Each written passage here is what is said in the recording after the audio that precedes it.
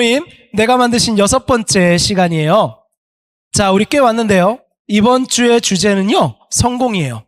저는 성취라는 표현도 좀 쓰고 싶어요. 자, 오늘 강연의 제목은 성공이 나의 이름이 될 때라고 지어보았습니다. 여러분, 이런 질문을 한번 해볼게요. 여러분은 성공하고 싶으신가요? 아마 대부분이 성공하고 싶을 거예요. 난 실패하고 싶어요. 이런 분은 없을 겁니다. 좋은 직장에 들어가고 싶고, 돈도 잘 벌고 싶고, 내가 하는 일에서 인정받고 싶고, 사람들에게 영향력이 있는 사람이 되고 싶죠. 이런 게 성공이잖아요. 그런데 재미있는 것은 교회에서는 이런 욕망을 조금 숨길 때가 있다는 거예요. 저는 성공하고 싶습니다. 이렇게 말하면 왠지 좀 믿음이 없어 보이잖아요. 그래서 표현을 조금 바꿉니다. 하나님께 저는 크게 쓰임받고 싶습니다. 아멘. 그런데 잘 생각해보면 이 말조차 성공에 대한 욕망을 신앙적인 언어로 번역한 것이라고 생각해요. 이것이 바로 껍데기입니다. 영상을 보시는 분은 모르겠지만 방금 전에 우리 나눈 율법의 껍데기예요. 그걸 바꾸는 거죠. 그러나 본질이 같다면 같은 겁니다. 어떻습니까? 큰 교회에서 신앙생활 하고 싶고, 우리 전도사님들도 그래요. 큰 교회를 섬기고 싶고, 많은 사람이 내 이야기를 듣고 감동하고, 여러분도 어디 가면 여러분을 좀 알아주고, 내 이름을 알고, 내가 하는 일이 눈에 보이는 열매, 소득이 되기도 하고, 명예가 되기도 하고, 그런 것들을 원하죠. 물론 그런 소원 자체가 죄라는 말은 아니에요. 문제는요, 왜 그것을 원하는가에 있습니다. 팀 켈러 목사가 내가 만든 신에서 계속 던지는 질문도 바로 이것이죠. 여러분, 성공의 우상이 무서운 이유는요, 단순히 우리가 성공하고 싶어 하기 때문이 아니에요. 성공하고 싶은 마음은 죄가 아니라고 말씀드렸어요.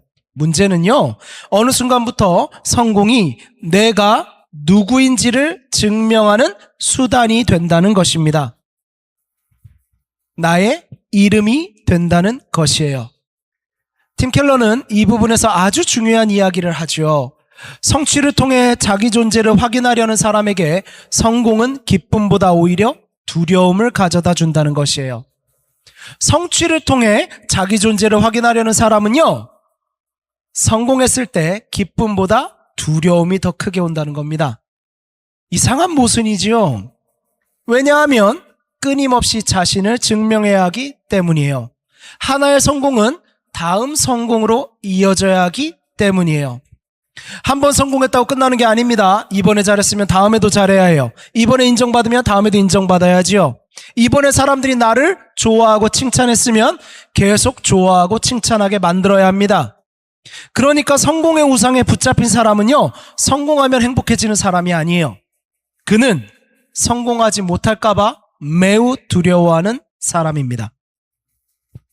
저는 이 대목을 읽으면서 요즘 시대의 청년들을 생각했어요. 책의 시작 부분에 보면 세계적인 팝스타 마돈나의 이야기가 나오잖아요. 그런데 이 이야기가 우리의 이야기라면 어떻습니까? 여러분은 이 이야기를 우리의 이야기로 들었나요? 혹시 세계적인 팝스타의 이야기가 어떻게 나의 이야기야, 이런 분은 없습니까? 물론 우리가 팝스타라는 이야기는 아니에요. 그런데 우리가 생각해야 할 부분이 하나가 있더라고요. 요즘 시대는요, 모두가 팝스타 같은 삶을 산다는 거예요. SNS 때문이죠. SNS는 우리 모두를 끊임없이 대중에게 보여지고 끊임없이 자신을 증명해야 하는 연예인으로 만들었어요. 예전에는요, 연예인이나 정치인처럼 대중 앞에 서는 사람들만 자신의 이미지를 관리해야 했어요. 사람들이 나를 어떻게 보는지 신경 쓰고, 어떤 사진이 외부로 나가는지 신경 쓰고, 어떤 모습으로 타인에게 기억되는지를 신경 썼어요. 그 한 컷에 자기를 담아야 했지요. 그런데 이제는 우리 모두에게 작은 방송국 하나가 따라다니는 거예요. 인스타그램이 있고 유튜브가 있고요, 프로필 사진이 있고 스토리가 있습니다. 우리는 우리의 삶을 살아가는 동시에 우리의 삶을 전시합니다. 맛있는 것을 먹으면 먹는 것을 끝나지 않고 보여줘야 돼요. 여행을 가면 여행을 즐기는 것을 끝나지 않고 보여줍니다. 좋은 옷을 입으면 입는 것으로 끝나지 않고 대중에게 보여줍니다. 연애도 결혼도 운동도 공부도 때로는 신앙생활까지 생중계합니다. 동역자들 중에도 이런 분들이 있어요. 운동하는 것도 공부하는 것도 신앙생활도 연애도 생중계합니다. 거의 실시간이에요. 그런데 여기서 묘한 일이 일어나는 거예요. 처음에는 내가 좋아서 올렸는데 어느 순간부터 사람들이 어떻게 반응하는지가 중요해지는 거죠. 몇 명이 봤는지, 누가 좋아요를 눌렀는지, 왜 저 사람은 반응하지 않는지, 누가 악플 다는지. 그거 연예인이 고민하던 거거든요. 그러다 보면 어느 순간 내가 삶을 사는 건지 보여주기 위해 삶을 만들어가는 것인지 경계가 무너지고 말아요. 그리고 더 무서운 것은 남의 SNS를 보고 있는 순간에도 일어나요. 다른 사람들의 삶을 계속해서 내 삶을 평가하는 기준으로 가져옵니다.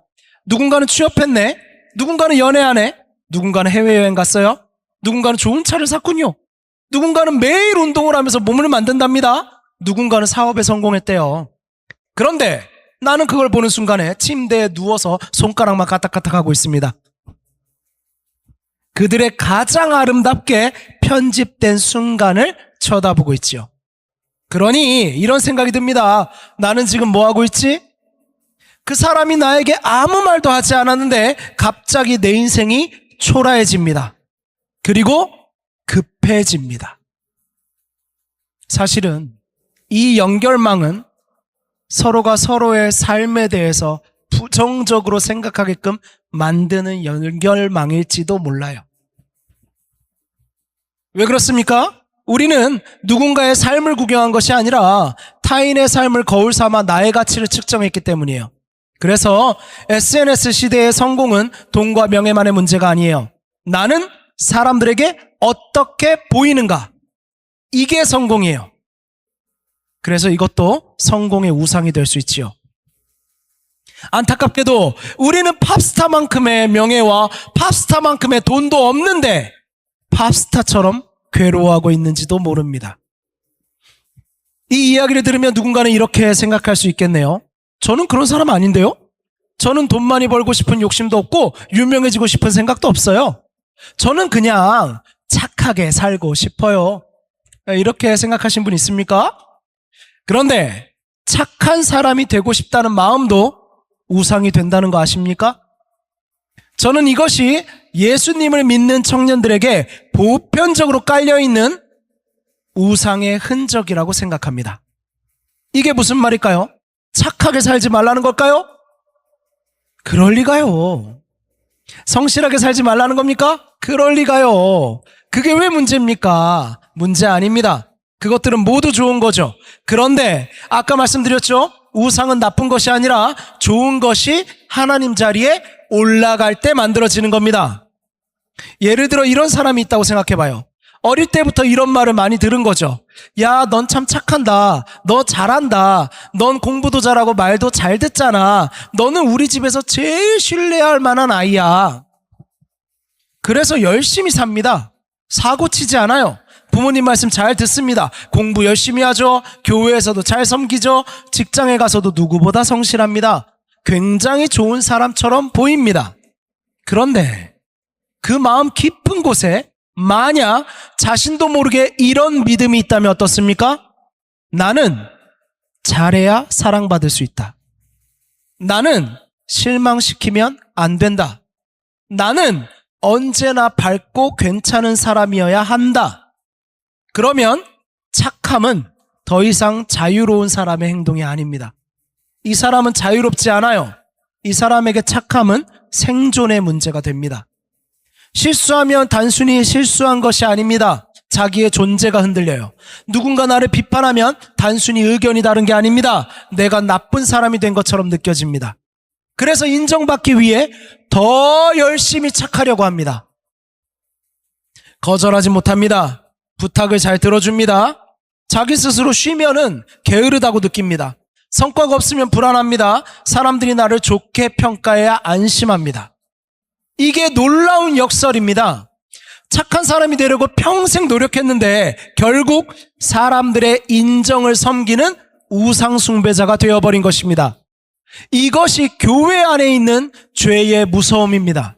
죄는 항상 우리를 유흥가로만 데리고 가지 않습니다. 때로는 죄가 우리를 도서관으로 데리고 갑니다. 이 말 괜찮지 않나요? 죄는 항상 우리를 유흥가로만 데려가지 않습니다. 때로는 죄는 우리를 도서관으로 데리고 갑니다.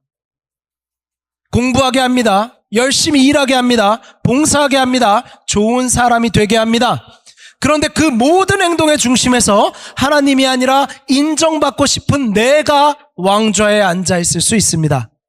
그래서 겉으로 보기에는 굉장히 모범적인데 마음은 계속 불안합니다. 왜냐하면 나는 계속 나 자신을 증명해야 하기 때문입니다. 오늘 잘했다고 끝나는 게 아닙니다. 내일도 분명 잘할 것입니다. 이번에 칭찬받았다고 끝나는 게 아닙니다. 다음에도 칭찬받아야 합니다.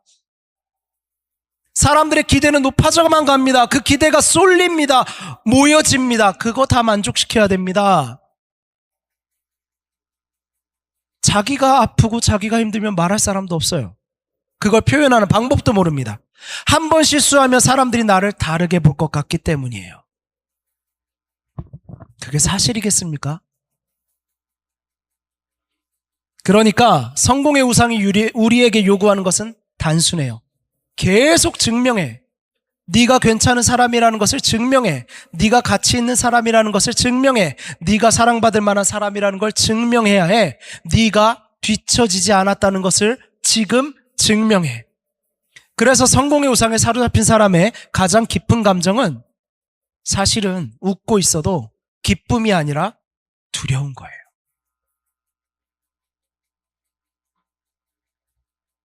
성경에는 이 문제를 너무나 잘 보여주는 사람이 있어요. 열왕기하 5장의 나아만이죠.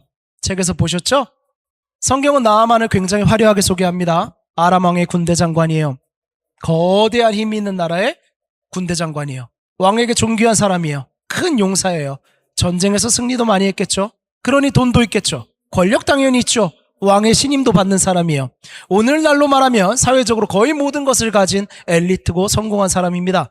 그런데 성경은 그의 화려한 이력서 끝에 이상한 문장 하나를 붙입니다. 그는 큰 용사이나 나병 환자더라. 나병 환자. 나병은요, 몸이 문드러지는 병이에요. 왜 나병을 성경에서는 그렇게도 이야기하냐면, 나병이 어떤 건 줄 아세요? 살아있는데 시체의 모양이 되는 게 나병이에요. 이렇게 이해하시면 편해요. 즉, 죄에 의해서 죄의 삭신 죽음을 맞이하는 인간의 그 죄의 모습을 드러내는 게 나병인 거예요. 살아있는데 썩는 겁니다. 그게 나병이에요.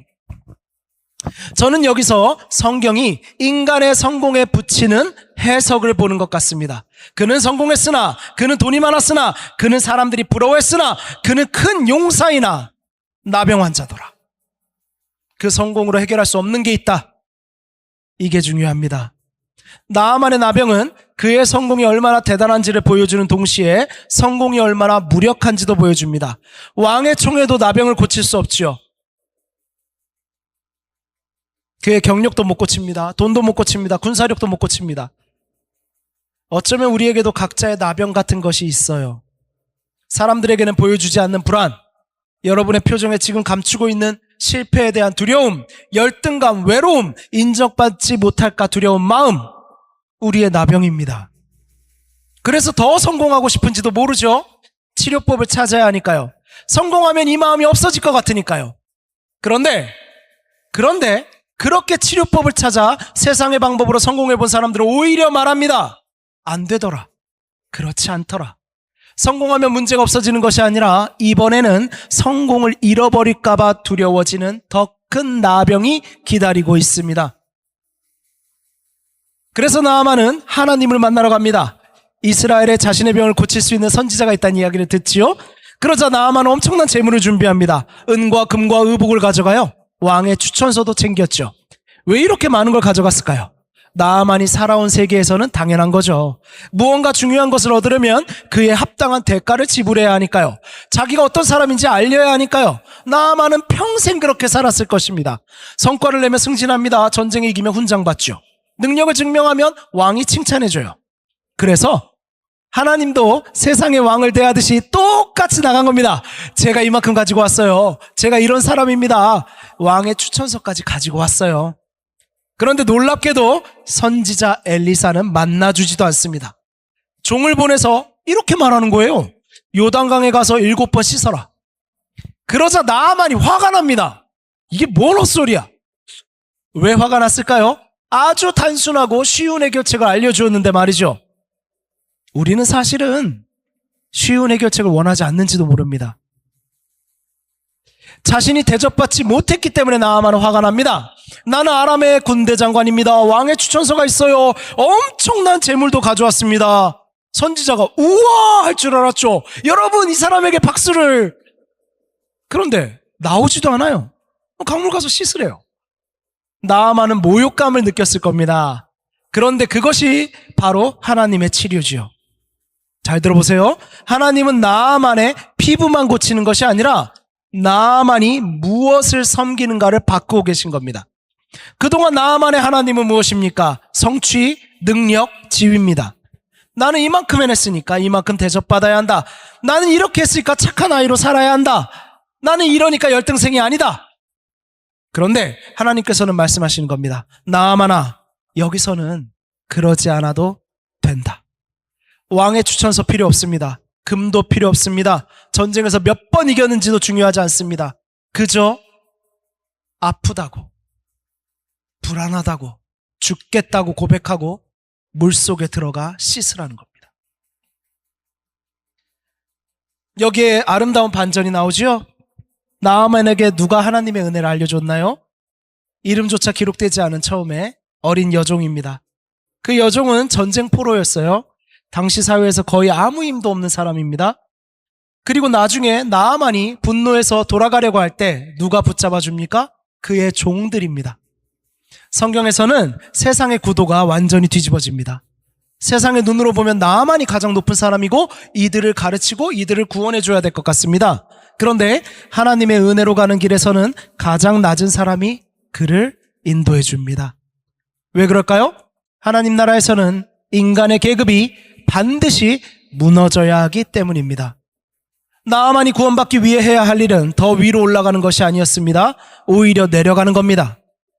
그리고 어떻게 해야 됩니까? 갑옷을 벗어야 합니다. 계급장을 내려놓아야 합니다.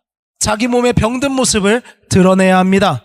그리고 어린아이처럼 물속에 들어가야 했습니다. 그랬더니 성경은 그의 피부가 어떻게 되었다고 말하죠? 어린아이의 살같이 회복되어 깨끗하게 되었더라. 여기에는 굉장한 복음의 그림이 있습니다. 위대해지려고 평생을 살아온 그 사람이 어린아이처럼 되었을 때 회복되었습니다. 새로워졌습니다. 믿으십니까? 그러면 기독교는 성공하지 말라는 종교인가요?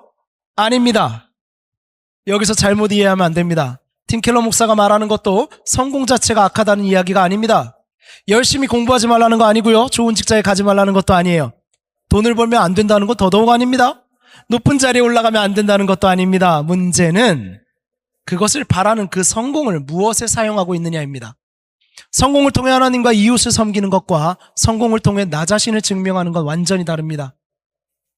내가 하나님 앞에서 성실하고 착한 사람이 되는 것과 내가 사람들에게 착하고 성실한 사람이 되는 건 다릅니다.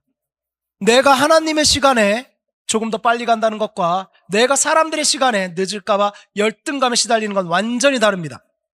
그래서 저는 이렇게 표현하고 싶어요. 복음은 성공을 빼앗는 것이 아니라 성공의 짐을 벗겨줍니다. 성공이 내 가치를 증명해야 하는 것이라면 여러분에게 성공은 엄청나게 무거워요. 왜냐하면 이것이 실패하면 단순히 실패하는 것이 아니라 실패한 인간이 되기 때문이에요. 그런데 복음은 말합니다. 아니다. 너의 성취가 너의 이름이 아니다. 너의 실패도 너의 이름이 아니다. 너는 그것보다 먼저 하나님께 은혜 받은 사람이다. 그래서 복음은 우리를 자유롭게 합니다. 성공해도 교만할 이유가 없고 실패해도 무너질 이유도 없습니다. 성공이 나를 구원할 것이 아니기 때문입니다. 실패가 나를 정죄할 수도 없기 때문입니다.